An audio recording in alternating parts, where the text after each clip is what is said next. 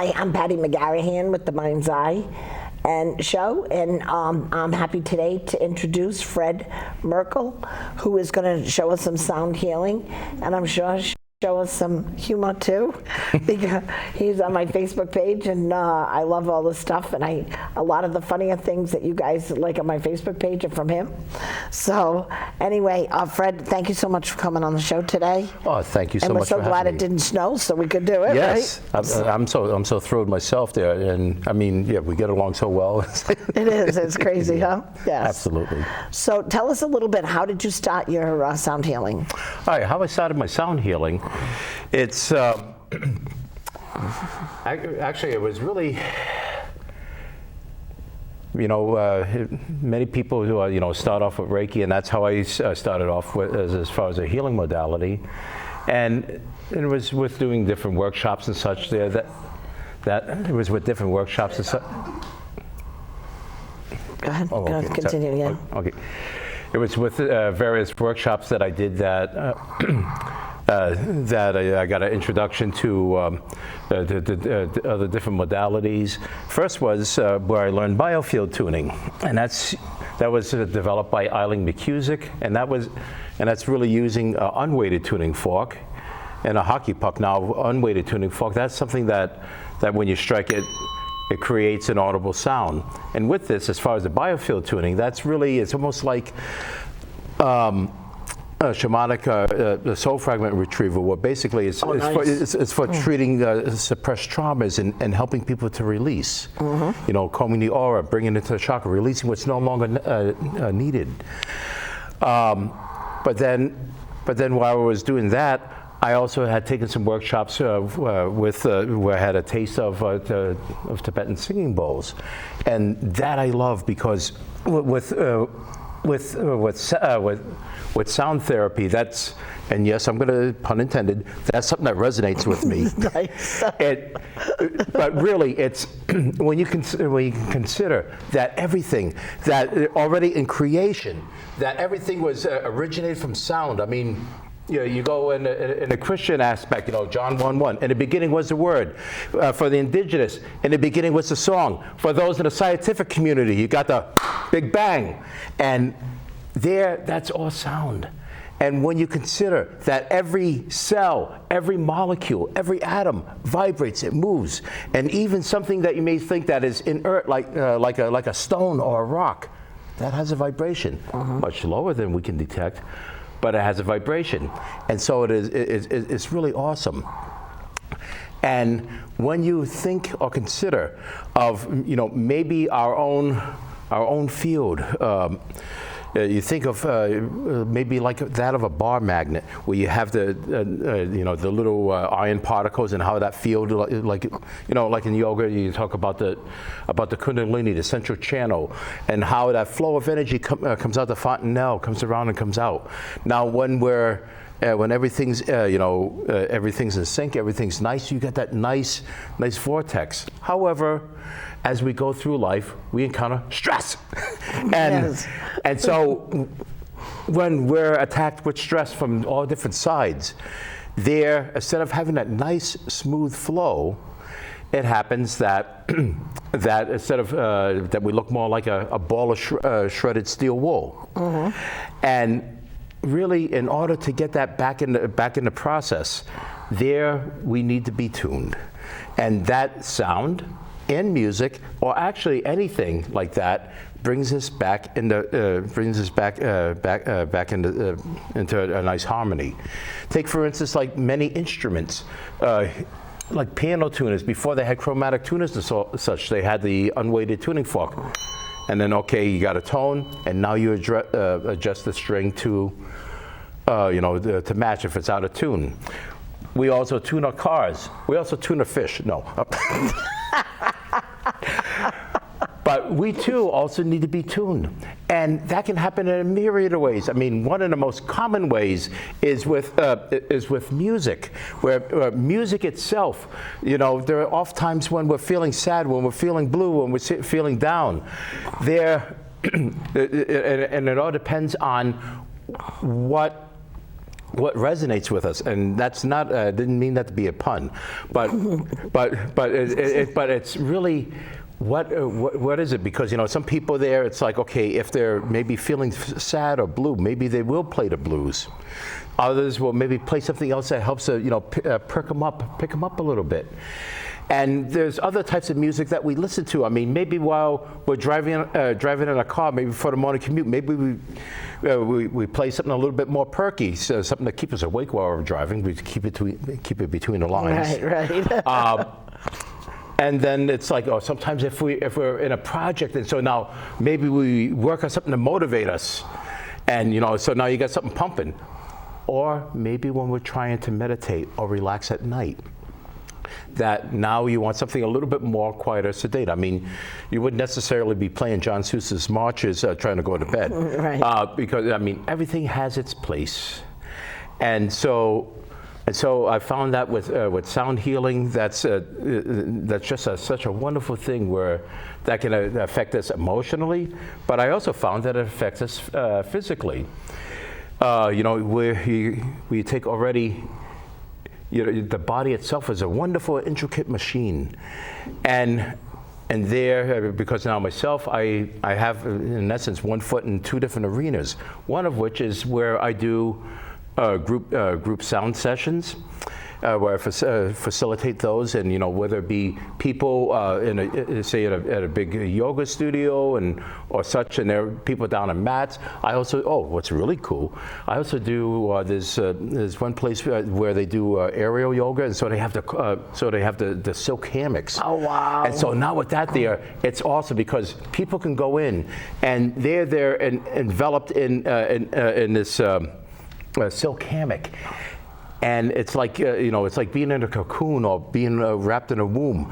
And what's really cool about that there is while people are suspended, now when, a little trade secret, when people are down on the floor, now myself, I like to actually work the room where I'll take a bowl or whatever, and I'll go around and bring the sound to the people. However, there's the people there, they're laying out, they're sprawled out, there's arms, there's legs, there's glasses, water bottles, everything else, and I got to be super careful not that I step on anybody. Okay. And things like that. But when they're in a hammock, you can actually get around them, and actually bring the sound underneath them, and so it's like it's like a surround sound. Wow. Now that's in a group setting. The other side of the coin is where I actually do vibrational sound body work, and that is awesome. And with that, I use primarily something that's a little bit different, and that's these weighted tuning forks. These really look, yes, it does look different from the unweighted, where with the weighted tuning forks, when you activate it, there's little to no audible sound. However, and I know it's tough to see, but there's a wild vibration where the tines wildly vibrate. The vibration comes down down out the tang and then out the end. And with that there, you can actually, it's like a vibrational pen. If I can just see, actually see. Oh, feels cool. Isn't that cool? Yeah. Yeah. And so with this here, you could do a lot of detail work, where. With that, I mean, I've been able to be able to break up fascia, loosen tight muscles and such like that. There, I've been able to help people with carpal tunnel syndrome, with diabetic neuropathy. Nice. These are even cool. I even delve into some of the Eastern arts there, so I do acupressure. That's not to be confused with acupuncture. I don't go subdermal, not intentionally. No. You don't stick needles in. No, I don't stick needles in. But in essence, you would take and press and push. But what's cool is when you take something like this with the vibrations, and now you do the pressure point, it just accentuates it. Mm-hmm. And that is awesome. Is that the thing you used on my back earlier? Yes, this is what I used on your back earlier. This is before the show. Yes. Yeah, we did a little side treatment there. So I mean, kind of worked the back of the skull, around the occiput, up C1, C2, and things like that. Did a little spinal crawl because actually I used two of them, and it's really, really, really cool. And And matter of fact, like It felt so good. Oh, yeah. Yeah. Now, what's neat is this is actually this 12-inch bow is one of my favorites. I had gotten this a number of years ago, and what I love about it is that it has an awesome deep undertone. So I mean, you can just activate it just even with the ball of your hand, or better yet, if I take a gong mallet. Wow. And now you get a nice deep tone. But yet, with hammered bronze bows, there's a whole bunch of complex tones. We have not only undertone, but you have overtones. Wow. And you can feel that vibration right in my gut. I can feel it. Oh yeah, I mean, because you can feel the vibration comes off the outer rim. Yeah. Matter of fact, this is something I got to do. Oftentimes I work with children, and I would do little workshops and such. And so, there I would explain, I have all my different sound tools, and here's the different things we do. But then one of my favorite things is I'll say to the kids, I said, hey, now it's commonly believed that these Tibetan bows are made by monks in the Himalayas. But I said, but you know what? I said, there are some that are made by aliens. No, yeah.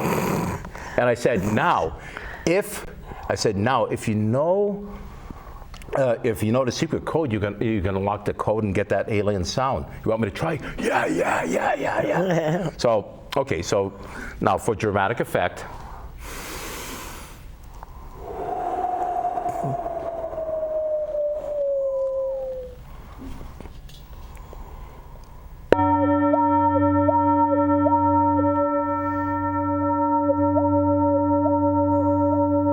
And they're like, wait a minute. You're making that sound into the bow. And it's like, no. I'm using my mouth as a resonance chamber, because when you strike the bow, and actually do it again, I'll hold it up, and then when I take it away, it'll go away. Wait a minute.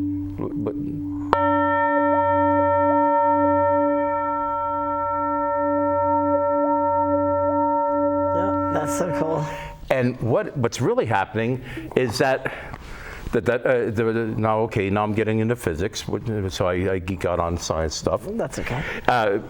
But what happens is that when you on a singing bow, that it's this outer rim that vibrates, and so what it is, you feel it. You can actually, when it's running, you can feel the vibration coming off the rim, and which is why I can hold it on the bass, and it doesn't affect the ringing. Now, if you hold it on the outside and then hit it, nothing. Nothing. Yep. And so I mean when you take that, and then I even found where I even found where that if certain bows you can actually take, instead of just using it for tonal qualities, you can actually use it in body work. Wow. Matter of fact, I can demonstrate right here and now. Cool. I can put it, if you want, I can put it right on your right on your quad. Okay, don't hold it because but. Oh wow. Isn't that cool? That is very cool. Now what happens with that is that the undertone vibration travels through and it permeates the body, but yet it's gentle, and it's very much analogous to like smoothing out frosting on a cake. Would you agree? That's kind of how it was very cool. So yeah. What's really great is I can use the weighted tuning forks to do a lot of detail work. Matter of fact, interesting factoid about these. The weighted tuning forks are also you may have seen them in maybe some surgeon's office, and these were actually used for preliminary checking to see if there's a bone fracture without having to take an X-ray, because when you take and put this on a bone, You know, you can feel the vibration. Oh, wow, You yeah. can feel the vibration. Yeah, you feel the vibration on your finger. Yeah. So what they could do is, like, say this is you know, it's a suspect fracture here on the forearm. They could put it here, and of course, if I had two, you know, one to hold Give the yourself goosebumps. But yeah, but you could take your hand and then feel while it's here, you could feel the vibration going up. But let's say, for instance, it's like you feel the vibration traveling up the bone, but it stops here. Stops right there. So now it's like, okay, now we go up. Ooh, I can feel it in my fingertips. No fracture. But no fracture there. But let's say you try checking up further, and now you can feel the vibration going so far, and then it stops. So guess what? That's a pretty good potential that there's a fracture right there. So these are actually synonymously called tuning forks, which is short for osteophonic, which literally means bone sound. So, Oh, wow. So that's rather cool. I just know you did that going up the spine, and I said, I hold all my tension and that top part, and I was like, oh my God. Oh yes. Now statistically, 100% of all people, and I said that correctly, Yes. carry tension in the necks and shoulders. Where the neck goes in, the shoulders go up, and so there, you know, help to release that. Sometimes, if it gets too much there, that actually will carry down into the lower back or the upper glutes. And people who are tight down in the glute area, well, there's another term for that, but we won't say it now. Tight ass. Yeah. But yeah. Well, I was laughing because I said, the poor girl that does my nails, they do in between, they do your shoulders and stuff. She's got these little hands, you know, a little Oriental girl, and she's like doing them. And the poor thing looks like she should go to the hospital after she does my neck. It's so tight. And yet you could just hold that, and I felt the whole thing loosen out. Oh, absolutely.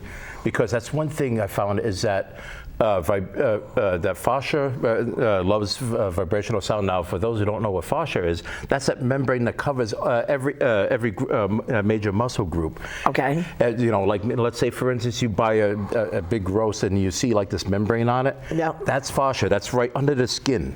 That's what holds the muscles together. Fascia, also, it's wonderful. It holds our internal organs together. That's what keeps things in place so it doesn't go sloshing around too much.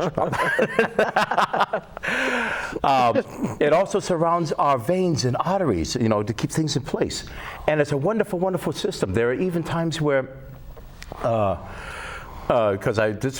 we spent a whole day just learning about the fascia system in one class that I took for vibrational fascia release technique, and of which I'm a certified therapist in that realm. But anyways, what happens is, let's say, for instance, your shoulder, your shoulder has a pain and you're feeling something there, and so it's like, okay, the body knows, oh, you move the shoulder, it hurts. So it starts putting out these cellulose fibroblasts, which is like tiny little spider webs, and it builds like a natural splint to help immobilize the arm. And it's great. However, it doesn't know when to quit. Oh, okay. And so what happens is that, let's say you get a surgical wound or whatever, and you get scar tissue. That's fascia. And so now it's a matter of, okay, now you got to break that up. And so, like, okay, you get tight. Yeah, that tension is really a lot of fascia buildup. And so, okay, so vibration melts that. It's like taking a hot knife to butter. And it just breaks it all Looks apart. like a knife. We're not cutting anything, right? Oh no! This is I'm just. teasing you. I'm just being fresh. Actually, I'll use this on you later. No, really. In a demonstration, but with the vibration, that just melts and helps to loosen things. So like you go for something like for deep tissue. I mean, and I mean, matter of fact, I just picked up another modality, which I'll talk about later. Tweenar, which is like deep tissue, but it's intense, but basically it's a general breakup. But now with this here, this is actually, I'm also, like I mentioned, I have an interest in certain traditional Chinese medicine modalities. Right. One of which is gua sha, and tweenar. Now gua sha means, or gua means scrape, and sha means sand. So basically, and what it is, it's like, it's very, you could do it, now I just have a surgical stainless steel tool, but I mean, you could take anything, like like a spoon from one of those soup spoons from a Chinese restaurant, a jar off of a lid off of a baby food jar there that has the rounded edges, anything like that there. And so it's like, like you got something that's really tight, so you can kind of just scrape. Matter of fact, you can even work on your hands and just kind of, get in here and break it up, and it's like, wow. And I mean, it doesn't take much. Matter of fact, just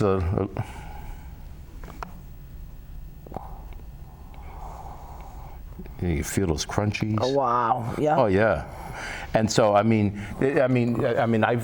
do like a full body gua sha treatment there. That's like about 90 minutes. But boy, a lot of people say, "Oh, I feel great after that." And then actually, just this past weekend, I just completed another Like course. me, you're always taking classes. Oh, huh? absolutely. So right now, I now have 13 modalities under my belt, which is not a bad thing, because when I see clients on an individual basis, I always like to have more and more tools in order to. Tools in a tool belt. That's what Tools I on a always tool say. belt. Yep. Take for instance, can you use a claw hammer to drive a screw into a wall? Yes. Is it the best tool to use? No. I've done it. I've done it too. Can you use a claw hammer to take a screw out of the wall? Yes. Do you make a mess of things? Absolutely. Yep. So that's why it's good to have many, many tools, because there's many different situations that people have. Now, what I learned just recently was a process called Tui Na. And Tui Na in Chinese medicine, well, Tui means to stroke, and Na means to grasp. And to put it in simple terms, Tui Na is like is actually not is like it is. Chinese acupressure massage, where a lot of it is hitting the acupressure points, working the meridian system. And yes, it's like deep tissue where it does get intense. However, for that intense, even though you may have a few intense moments, the relief you get from that there is amazing. Wow. And it's just. Because I met Dr. Ming Wu at the Natural Living Expo up in Marlborough, Mass. Last November, and when I saw his presentation, and he also had a booth, and I got a sample healing session.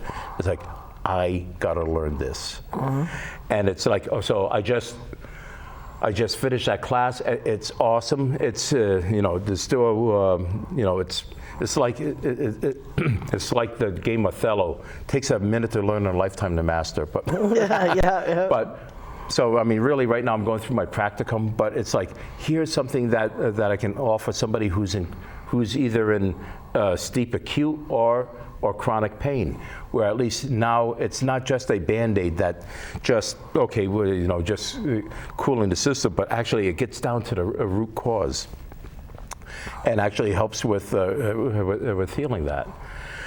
So, I mean, that's just a number of the myriad of things I'm into and doing. Well, so. That's all? That's all. That's all? But no, you didn't talk about all of them. There were 13 of them. Oh, there's 13, yeah. No, true, I know. I know. We only got 30 minutes, not hours. I know it. Here Yes. is your Fred Maerkle Facebook page a good place for them to get a hold, or do you have a business Facebook page? Yeah, well, actually, I mean, you can look up Fred Maerkle, or I also have a Facebook business page. It's Zentastic Wellness. Oh, I like the name. Yeah. Check it out. So it's a little play, like. So it's like, okay, it's like Zen and then fantastic. So Zentastic. Yeah. So Zentastic Wellness, and I picked the wellness name because it's like, okay, I wanted to have the name such that, okay, it's more broad. It fits it, because as I added more things, it's. The name doesn't, isn't binding. So. Right.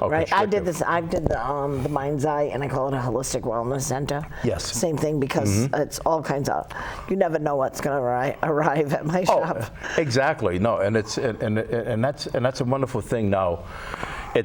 and by having other tools, I mean, some people respond better to, well, just like, here, this is what I call complementary medicine. I don't call it alternative. I don't like that term. But I mean, there are sometimes you need a Z-Pack or antibiotics and, just to kick something in the butt. But the thing is that to complementary, to have something that it's like, okay, instead of going with aloe-ic, always new drugs and pharma, it's like, wait a minute, there's naturopath approaches, there's physical approaches. I mean, I love the traditional Chinese medicine approach there because I mean, a lot of it is really with herbs and working with with your energy channels, and it's you feel so greatly refreshed. So I was fortunate. I took, I actually think I took a shamanic class. I was drawn to this lady. A friend talked me into doing tarot classes when I've been reading for 15 years. Messed me up so I couldn't read anymore because I overthought what I could do naturally. And then the woman, the teacher, was fantastic, said, get a different deck. And it'll combine this with that. And then by the sixth one, she sent out a flyer that she was doing shamanic journeying. And when I saw the shamanic journeying, I had to go. And when I went, I had an incredible experience with it. So I asked her to let me be an apprentice of hers. Nice. And what ended up happening is even though she was shaman, she owned a wellness center up in Maine. Her two daughters went to school in New York, so they decided that she came down to Newport so she could in 3 hours get to her girls if she needed to, where it would have been like 8 from where she was. And so we benefited from that beautiful thing. So what happened is, just because it was shamanic, she introduced me to Reiki and hypnosis and a bunch of other things. I mean, tuning forks to dowsing rods. Did you like that? Dowsing rods. Dowsing rods, yeah. Dowsing rods to, I mean, everything you could think of, she introduced to. And then I would find someone that taught it and go take a class in it. Because I think the number tools, it's so important. It is. Because, again, just different people react differently to different things. I know that sounds weird, but it's so true. No, but it's so true. So I mean, some people you have to take a more gentle approach. Others you can slap it on. You can slap it on. They say bring it on. And others it's like, it's like, ow, okay, we're not gonna hurt. Right. So, just like I go by, like oftentimes, I mean, if I have a client that I know pretty well, it's, we'll be chatting and I'll say, yeah, even though I'm not a doctor, I still try to abide by the Hippocratic Oath, do no harm, or as little as possible.